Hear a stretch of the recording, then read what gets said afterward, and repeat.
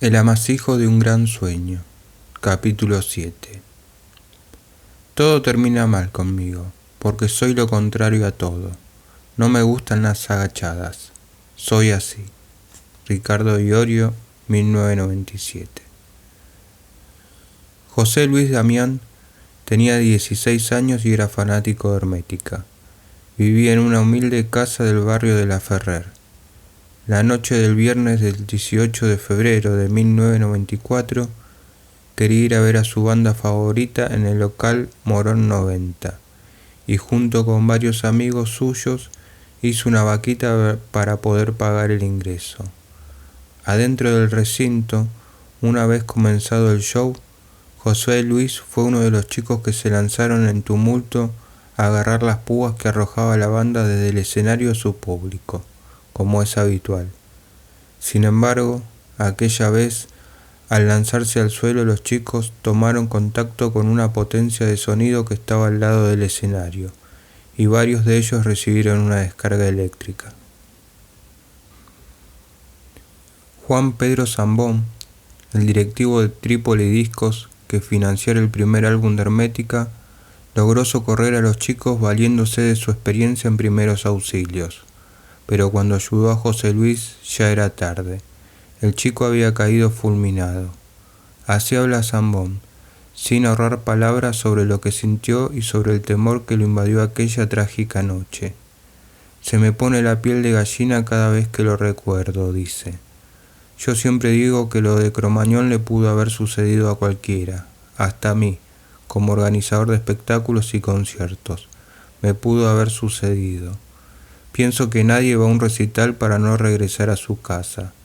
Para los que montamos espectáculos, que alguien no regresa a su casa es una tragedia que no tiene reparación posible. Zambón cuenta que tras regresar de los Estados Unidos, donde estuvo viviendo hasta 1993, volvió a incursionar en los conciertos de Hermética como colaborador del grupo. No tenía ningún tipo de obligación comercial, dice. Iba y controlaba algunos asuntos, de onda. Cuenta que desde temprano esa noche en Morón notó a la policía bastante nerviosa con el público metalero, y afirma que dentro del recinto el panorama tampoco era el ideal. Cuando ingresé al local vi que todo era muy endeble, no había vallados de contención, vi torres de sonido que se movían y los plomos del grupo tratando de cuidar para que no se caigan, y vi también a los 4 gordos de la seguridad que había puesto el local mirando el show como si nada. Encima, el local tenía los baños ubicados al lado del escenario y el piso estaba mojado, ahí mismo donde había potencias que distribuyen la energía. Al ver semejante panorama, decidí armar una especie de vallado humano para separar a los pibes de las potencias que tenían inducción. El local se encontraba abarrotado de público aquella noche, y el entorno se había convertido en la escenografía ideal para que ocurriese algún desastre. En medio del show hubo un lanzamiento de púas a pedido del público. Varias de ellas cayeron sobre mí y sobre las potencias, y unos 10 pibes se tiraron uno arriba del otro para poder agarrarlas. Entonces empecé a sacar gente porque cayeron sobre las potencias. Saqué a varios, y cuando llegué a los que estaban abajo, vi que 2 quedaron pegados.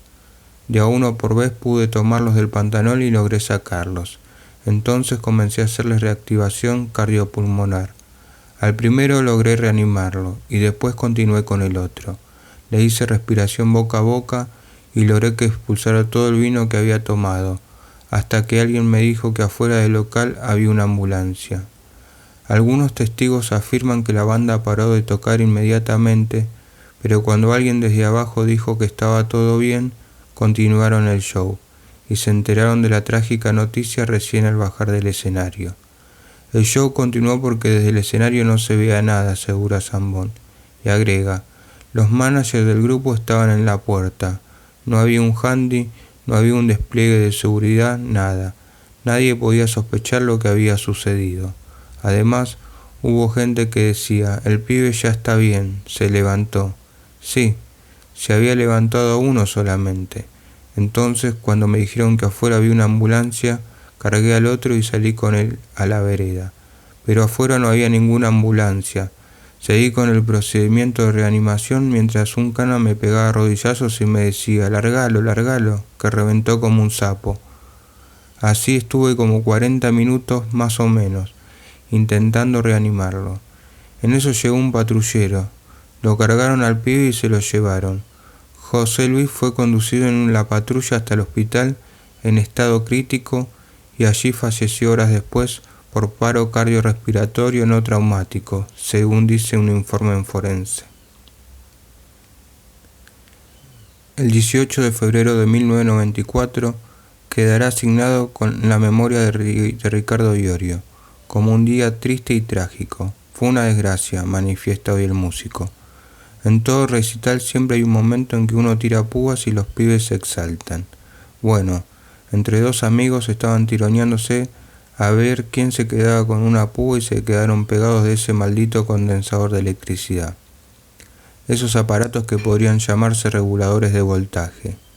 El artefacto tenía unos disparadores y para que no levantara temperatura le habían quitado el capuchón. Yo nunca lo vi. Lo que sé es que a través de Juan Pedro Zambón, que logró sacar a los pibes, el dueño del boliche, que desapareció al día siguiente que sucedió la tragedia, transformó el lugar en un garage. Tenía conexiones políticas con la gente que gobernaba el municipio y en ese momento, y zafó. Sobre este episodio Marcelo Caputo tampoco hace silencio y rememora así lo que vivió esa noche. Terminó el recital y fui al hospital para acompañar al muchacho que organizó el concierto. Llegué allí y me dijeron que José Luis estaba grave. Después me dijeron que murió. Nunca vi a su madre ni a su padrastro, solo vi a la abuela. Caputo cuenta que a Damián lo velaron en la Ferrer con una remera de hermética y que todos los músicos del grupo asistieron a su velatorio. Nosotros le pagamos el velorio. Después tocamos 2 noches consecutivas en Stadium y toda la recaudación que hicimos en uno de esos conciertos se la dimos a su abuela. A partir de ahí, desde lo humanamente posible contuvimos a la familia en lo que pudimos, recuerda Juan Pedro. Después sé que hubo un juicio. Sobre el juicio, el manager de Almafuerte alega, directamente con nombres y apellidos. El local tenía un seguro, pero la póliza estaba vencida. Resulta que el dueño del lugar, un ex intendente de Morón, no había pagado la cuota, pero tenía conexiones políticas y zafó. A Timmy McCann, el sonidista de aquella noche, no le pudieron hacer nada. Las luces eran de la empresa de Juan Carlos Baglietto y tampoco pudieron comprobarle nada. Los otros 3 músicos, los muy traidores, se presentaron espontáneamente ante el juez y dijeron que eran empleados de Iorio, cuando en realidad Hermética era una sociedad donde los músicos se llevaban porcentajes. Yo tengo comprobantes de que Ricardo se llevaba el 40% de las ganancias, Romano el 30%, O'Connor el 20% y 10% el Pato Strun. Pero ellos dijeron que eran empleados de Iorio y quedaron absueltos. El manager que organizó el concierto en Morón 90 dijo que no tenía nada que ver y el único otario que quedó implicado fue Iorio, quien todavía sigue pagando las consecuencias. De 15 personas, el único inculpado fue él, que es el único que sigue vigente, el único que compone y que hizo 11 discos más. ¿Cuál es la situación hoy en día con aquella demanda, Caputo? El asunto lo está manejando un abogado. A Ricardo le aplicaron una medida cautelar, un embargo de su cuenta en Sadaic. Cuando Almafuerte tocó una vez en Obras, el abogado de los demandantes mandó una carta de documento para embargar el cachec del grupo. Lo mismo sucedió en 2005 cuando tocamos en el Pepsi Rock. Espero que todo esto se pueda solucionar alguna vez porque él no tiene nada que ver. Ricardo es un músico, fue a tocar, no le pegó un tiro al chico. Cuando por su parte Sergio Fasanelli realiza su análisis de lo sucedido. Si bien admite que no estuvo presente esa noche, afirma: fue una desgracia enorme. Hermética no quería que le pase nada a nadie, pero el chico se murió estando los 4 músicos arriba del escenario, no solo Ricardo. Una vez en Cemento, después de la prueba de sonido, un pibe sufrió un accidente con pirotecnia y se quemó la cara. Y la verdad es que en ese momento todos le pusieron en el pecho la situación. Estuvimos todos muy unidos y en lo que pudimos ayudar, ayudamos. Incluso Omar Chabán fue a todas las reuniones que se hicieron con el padre y el chico para enmendar la situación. Se entendió que todo había sido una fatalidad y de parte de la banda nadie se abrió de gambas. En el caso de Morón 90, mirándolo desde afuera, pienso que es una cagada que a una sola persona la hayan hecho cargo de la tragedia. Es un despropósito, me parece. Por eso, cuando se habla de una posible reunión de Hermética, yo siempre digo que eso nunca va a suceder, porque quedaron muy mal las cosas entre ellos debido a esta situación. Sí, Ricardo, como guerrero del metal que es, se está bancando solo que le quiten lo único que tienen los músicos, que son los ingresos por SADAIC. Jamás va a aceptar. El músico está vinculado a una entidad que lo debe apoyar, y si esa entidad no le da nada de lo que él genera, entonces el músico está muerto en vida. Efectivamente, Iorio no fue el culpable ni el responsable directo de la muerte de José Luis, tampoco el resto de la banda, pero lamentablemente el chico había concurrido a un recital de Hermética y terminó muerto. Unos años más tarde, en marzo de 1999, para una nota publicada en el suplemento No de página 12, Iorio escribirá: la violencia se refleja ante todo en las leyes de tránsito. En Argentina hay más de 3.000 muertos por año. Las rutas son mucho más violentas que el rock, y creo que hay más violencia en la cumbia. En el heavy metal es donde todo es menos violento. Nadie paga una entrada para ver Almafuerte y pudrir todo. Al contrario, los que vienen a nuestros conciertos se sienten hermanados. Uno hace música para que la gente la disfrute, para liberar al otro de su pena. Y en esto no veo violencia alguna. Lo que pasa es que, a veces, aparecen la inocencia y la ignorancia, esa que le impide a algunos entender que los cables tienen electricidad. En La Plata, en un recital de Almafuerte, una vez se mató un pibe porque se tiró del escenario y sus amigos se abrieron. El chico se quebró el cuello y encima, cuando le levantaron sus mismos amigos, terminaron de arruinarlo porque no sabían cómo agarrarlo. Quedó hemipléjico y murió a los pocos días. Fue un garrón, y también fue ignorancia. La venganza es el arma de los inferiores y la ignorancia es atrevida. Es una frase que se puede utilizar Iorio cuando recuerda las amenazas de muerte que recibió por el trágico episodio de Morón 90. Yo creo que estoy hasta las manos, pero tampoco me importa. Nada pasó a mayores con esas amenazas, dice finalmente refiriéndose a todo el revuelo que causó el accidente.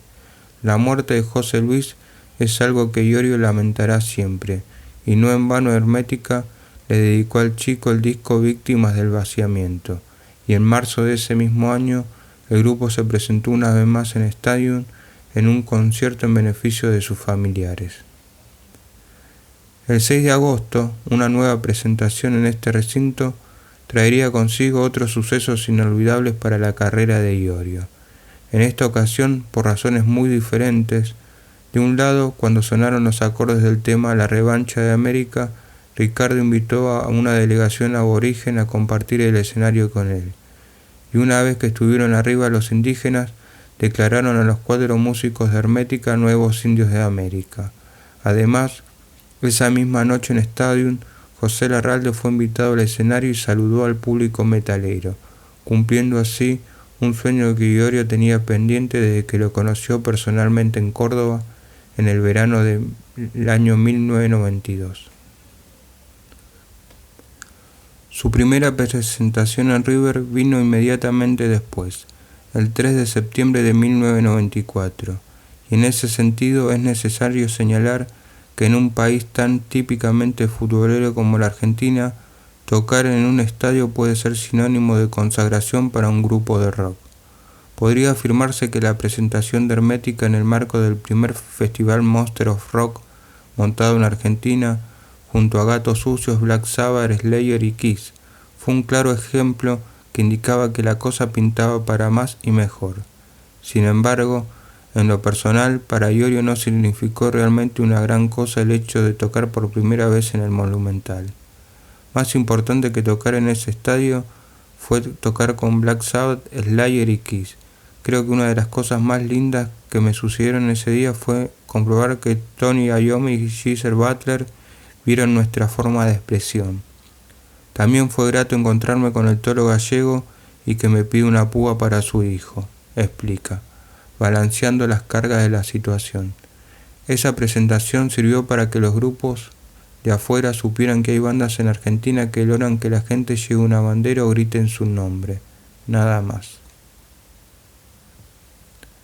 13 años después, Marcelo Caputo recogerá el guante y hará algunas reflexiones más amplias sobre la escena interna de ese concierto.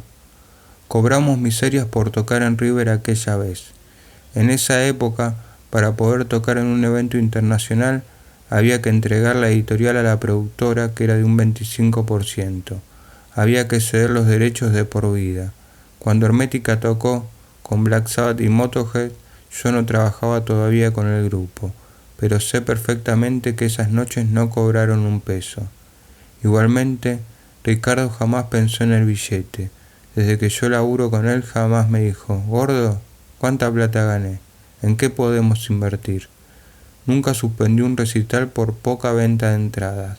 Jamás se metió en los contratos. Por ese motivo se hacen grandes los músicos como él. Porque si perdió plata un año no se va a dedicar a tocar otra música que le dé más rédito. Ricardo siempre estuvo en la suya, y por eso estoy a muerte con él. Yo creo que aquel concierto fue un quiebre que lo llevó a convertirse en una banda grande, manifiesta. Por su parte, el fotógrafo Andrés Violante, quien tuvo el privilegio de retratar a la banda desde el escenario aquella tarde en River, arriesga una opinión sobre el significado de la presentación de Hermética en el Monster of Rock. Si bien el grupo venía de llenar Stadium cada vez que tocaba, en River era supuestamente una banda soporte, pero la gente estuvo desde temprano para verlos. Definitivamente, yo creo que Hermética tuvo la posibilidad de ser enorme a partir de ahí, pero no sé cómo habrá saltado la térmica en la cabeza de cada uno de los músicos al tener que tocar en un estadio casi lleno sin ser el número principal. Debió ser una situación complicada. El testimonio de Violante posee el peso de venir de alguien que en ese momento siguió de cerca la historia de la banda a través de giras y amistades personales con algunos de los músicos, y sugiere un cambio en las relaciones internas de los músicos desde esa época. Aunque tampoco le da importancia, a partir de ahí comenzaron algunas rispideces entre ellos y se empezó a notar un ambiente un poco más denso. Yo empecé a recibir algo que no me cerraba y que después me cerró cuando se separó la banda, puntualiza el fotógrafo, al tiempo que amplía para clarificar el asunto. Todo eso sucedió hace varios años, y tal vez uno puede malinterpretar las cosas a la distancia, pero en ese momento yo veía un ambiente raro. De todos modos, aclara que nunca presencié una discusión, no me interesaba estar en la interna de la banda.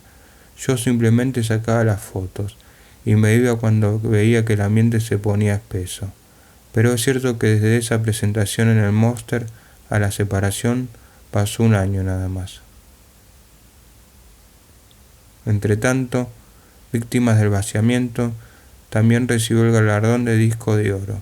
Las giras le permitieron a Iorio tocar delante de 3.000 personas en Santa Cruz de la Sierra en Bolivia, y luego viajar a Uruguay para promocionar el nuevo disco. Todo parecía encaminarse para él. La prensa ajena al rock pesado ya no veía con tanta desconfianza Hermética, y en Capital Federal el crecimiento desembocó en el honor de pisar por primera vez el Estadio Obras como acto principal. Esta vez con el desafío extra de grabar un nuevo disco en vivo, que luego se tituló Lo Último. El concierto fue el 12 de noviembre de 1994 y resultó una fiesta. Esa noche, en una charla que mantuvo con José Egea para un programa de radio, Antonio Romano comentó: nosotros tocamos en todos lados y ahora se dio tocar acá, pero porque no había otro lugar en Capital. Cerraron Stadium, que era el lugar donde casi siempre tocábamos y donde estábamos bien. Y bueno, vinimos para Obras.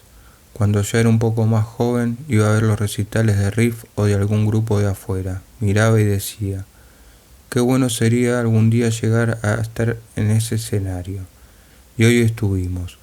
Lo bueno es que Hermética no llegó a tocar en obras porque nos pasan todo el tiempo en la radio. Hermética la fue luchando de a poco, y hoy, de toda la gente que vino, a nadie le fuimos a golpear la puerta para que vengan. El orgullo de esta fiesta es inexplicable. Sin embargo, la intención no era terminar la fiesta ahí. Para el 30 de diciembre el entorno de Iorio había programado otra fecha en el mismo escenario.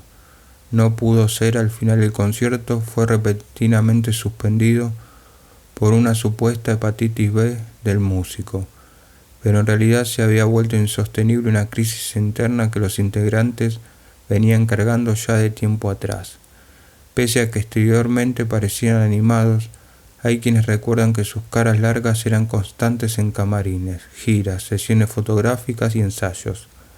No pudo ser tampoco un nuevo disco de estudio, entre cuyas nuevas canciones se barajaban ya títulos como Almafuerte. El último show que Ricardo Iorio dio con Hermética tuvo lugar en la ciudad de Mar del Plata en la discoteca Go, el 18 de diciembre de 1994, cuando las relaciones internas ya estaban echadas a perder. A esa localidad el grupo se trasladó de manera separada y desde la costa atlántica el bajista le ordenó a su manager que levantara la fecha que tenían programada en obras. Fue la única vez que Ricardo suspendió un recital, y lo hizo porque se sintió traicionado, porque lo apartaron y dejaron de hablarle. Él mismo pagó todos los gastos a Rock and Pop Internacional y tiró para atrás el recital, asegura Caputo. Las fotografías tomadas esa noche en Mar del Plata lo muestran a Iorio triste y cabizbajo, bastante desanimado. Siempre les molestó mi personalidad, dice Iorio, refiriéndose a sus ex compañeros de Hermética. Siempre me tuvieron miedo. Tengo muchas filmaciones de esos tiempos y hace poco un amigo me las copió a DVD para preservarlas. Fue formidable que mis hijas y mis amigos puedan ver esas imágenes porque ahí se ve que ellos no compartían mis sentimientos. ¿Festejar el cumpleaños de un plomo? ¿Cómo vas a gastar plata en una torta para festejar el cumpleaños de un plomo? Sos un mano suelta, me decían. Pero yo siempre fui así. Nos íbamos de gira y si en esos días el chofer del micro cumplía años, parábamos en cualquier lado y comíamos un asado para celebrar. Ricardo Iorio suele decir que la herida que más dolor le causa es la de la traición, y está absolutamente convencido de que la separación de Hermética estuvo marcada por ella. Yo dije, esta vez no me vuelve a pasar, ya soy un hombre grande, como lo que quiero y sé no me gusta ser el camarón, no lo como. Llegué a mi casa y le dije a mi mujer, Hermética se separó. Me dijo, bueno, empecemos de nuevo. El gordo Caputo llegó a mi casa llorando porque había ido a buscarme a la sala de ensayo y los otros le dijeron que ya no eras el manager de Hermética. ¿Cómo que no? Ricardo, me preguntó. Le respondí, para nada, quédate tranquilo. Eso se lo dije a ellos. Y así seguimos juntos hasta el día de hoy con Caputo. Igual que en otros casos, la separación de Hermética fue objeto de numerosas especulaciones en el ambiente del rock pesado. También suscitó una interminable polémica entre los miembros de la banda misma, una banda que hasta entonces había sido de símbolo para muchos seguidores de la lealtad y de la unión. Harto de los bemoles de las revistas especializadas, Ricardo eligió el suplemento CID del diario Clarín para explicar en ese momento los motivos que lo impulsaron a separar el grupo. En ese reportaje, Iorio expuso que los motivos principales fueron la falta de comunicación dentro de la banda y la desunión. La banda no se comunica conmigo. Si alguno quería irse, debía hacerlo sin confabularse con los demás para dejarme sin nada, arguyó. Y luego explicó un poco mejor la situación. Decidí levantar obras porque mi intención no es que la gente vea desunida una banda que siempre fue un bastión de la unidad. Sobre supuestos asuntos monetarios, dejó en claro aquella vez también que la situación no pasaba por ese terreno. Las cosas estaban muy claras con respecto a los porcentajes y la guita. En Hermética nadie se llevaba más de lo que tenía que llevarse, sostuvo. También desmintió haber contraído hepatitis B. Eso fue una muestra más de que soy un extremista, confesó. Sobre el episodio, Marcelo Tommy declaró para esta biografía: cuando un grupo crece, se mete mucha gente lacra alrededor de los músicos y más tarde los terminan influyendo. Esa gente mete púa y hace que se pierda la amistad. A veces también aparece el egoísmo y yo creo que eso repercutió también en el final de Hermética. Y un equipo de gente quedamos Ricardo, Caputo y yo, nadie más. Todos los que nos chupaban las medias desaparecieron y eso fue muy triste. También influyó a Cleyo de creérsela. Algunos habían perdido la humildad, se alejaron de los fans y eso es lo peor que puede pasarle a un músico cuando está en un grupo.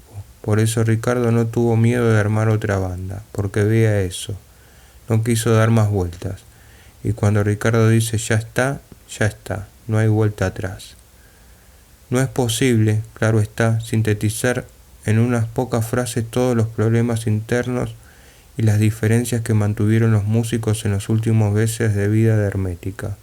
Obviamente, hubo problemas extramusicales muy serios, diferencias internas ocasionadas, en algún caso, por culpa de terceros y que contribuyeron a desatar la crisis.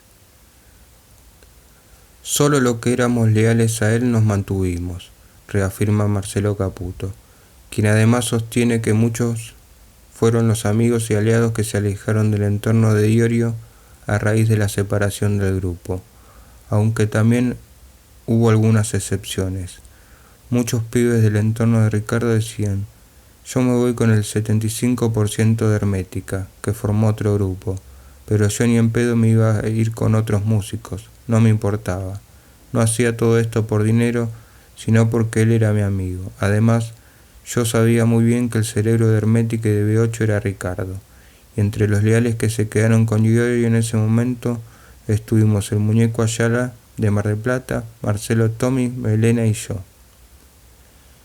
Varios años después de ocurridos los hechos, cuando la separación del grupo ha sido asumida por el público y por los protagonistas, Iorio, con tono superado, pone punto final a la dedicada cuestión de la siguiente manera: en 4 o 5 meses hicimos con Almafuerte 2 conciertos seguidos en arpegio, y con toda la plata que gané ese fin de semana, fui a lo de Roberto Costa, el actual responsable de Pop Art, y le di el dinero que él había puesto para el concierto de Herméticas en obras que yo suspendí. Eso no lo hizo nadie. Yo estaba en Pinamar con mi mujer y ellos no me querían hablar. Pasé un momento de mierda, porque Hermética era mi responsabilidad y era mi proyecto, era toda mi vida. Es muy fácil para el que nunca puso un peso para una cerveza decir que se vaya toda la mierda, si total vos no pusiste nada. Con el Tano Romano te llevabas bien. ¿Qué pasó? Sí, de los ex Hermética con el que mejor me llevé fue con él. Pero creo que la ambición también corrompe y destruye. La ambición es como la falopa. Romano puso mucho sacrificio en el grupo porque tiene talento, pero los demás nunca pusieron un peso para Hermética. Es más, los teníamos que mantener. El único que perdió con la separación fui yo, pero ya pasó.